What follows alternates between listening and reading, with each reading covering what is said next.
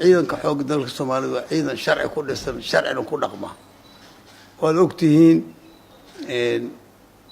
waxa ugu dambeeyay oo ka horeeyay labadii janal la dilay dhacdadii ka dhacday balcad ninkii meelada u dhigay maxaan ku raahdaa ciidankii soo maray meeshaas ee 11 askari ku dhimatay oo gacanta lagu soo qabtay asagoo fiyow xabsi ku jira meydkii 11 askari ee meesha ku dhimatay nimankii ka haray 2-3 nin baa ka hartay baabuurka ka dambeeyay ayay ka dambeeyay ninkii soo qabtay haddii ciidanka xoog dalka Soomaaliyeed uu sharciyada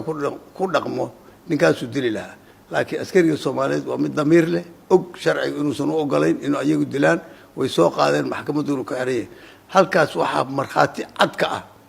in ciidanka xoog dalka Soomaaliyeed uu ku dhaqmo sharci muddo badan al-shabaab waxaan siinay waqti badan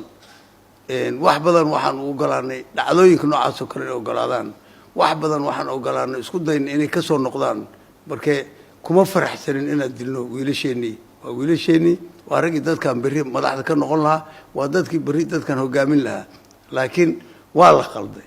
cid alla cid ka soo noqotay waxaan diyaar lanahay sida sharcigu qabo ee dawladda Soomaaliyeed cafiska ugu fiirsay in loogu dhaqmo sida ugu fiican ki asagoo nool soo qabtana caadiyan xabsiga in la geeyo laakiin waxaan u sheegayaa al-shabaab oo hadalkaygu nuxurkiisu ahaa hadda waxa ka dambeeyay si adag baan ula dagaalamayna naxariis aan u sameeynayna malaha